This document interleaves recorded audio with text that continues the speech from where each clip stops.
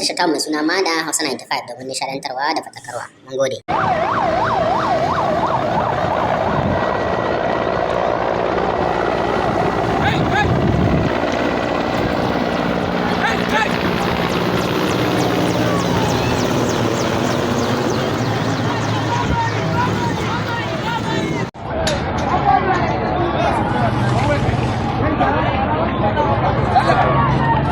wala an aka harbi mutum ban ruwanmu ina daga nan ba inda zan ji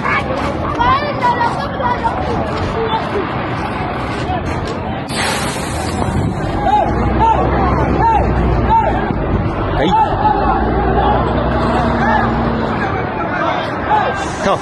babai wani fasu babai da uwarsa babai wani Allah babai wallahi a halin yanzu ma'aikata ne suke ta harbi suke ta harbe jama'a kuma suna ta kona tayoyi a kan titi mutane sun ce sun gaji da halin da ku kalla hayaki mutane sai gudu ake ana jifa ku kalli titi ko ina duwatsu sun ce jifan shaidan za su yi a Kano